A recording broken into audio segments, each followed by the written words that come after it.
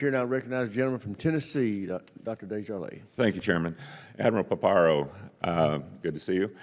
You noted that PLA activity around Taiwan jumped 300% last year, including what you described as dress rehearsals for potential invasion. What indicators are you watching most closely to assess whether those rehearsals are moving towards actual preparations for imminent conflict? We watch the transloading of equipment, of personnel, of ordnance. We look deeper into some of the non-military instruments of national power for the People's Republic of China in order to gain back strategic and operational warning to give us early leverage to position a force to respond to conflict. Okay.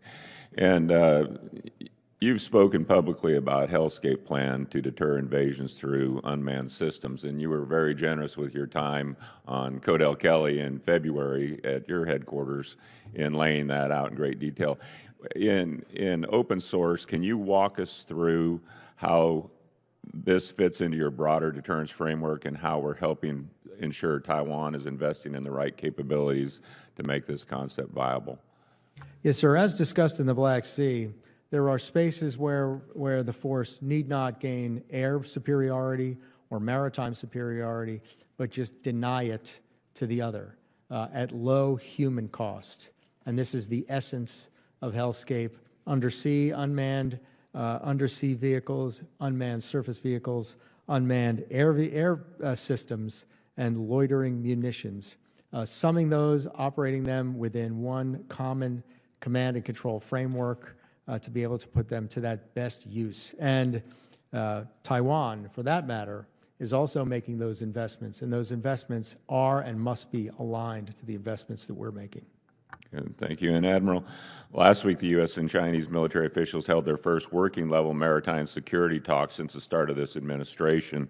Can you update the committee on how these conversations went and how you see their value in the current environment? Both sides were very direct.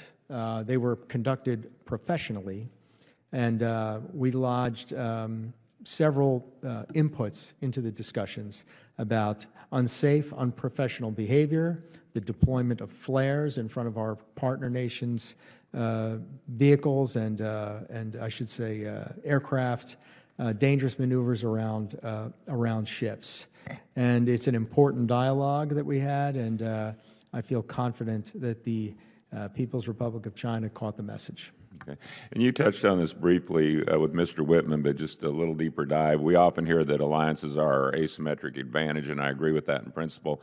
But how do we ensure that those relationships remain net contributors to deterrence rather than creating dependencies? And what have you already seen that you would like to see over the next year or two that would signal they are stepping up in the face of the PLA threat? Greater investment in their own defense from a standpoint of percentage of their GDP, their gross domestic product, as an indicator, acquiring the right systems that are interoperable among all of the partners. And of course, there's Australia's historic investment in AUKUS and the United Kingdom, I might also add. There's Japan's investment and a counter-strike capability with the acquisition of 400 Tomahawk land attack missiles. These are some of the examples of how this is operationalized.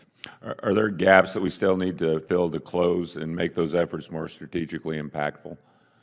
There are always gaps because we're never satisfied with how ready we are. But yes, we have to speed up our ability to co-produce capabilities. We have to speed up the bureaucratic barriers to executing those faster, and we must reform the industrial base so that those capabilities deliver on time. Thank you, sir. And with that, I'll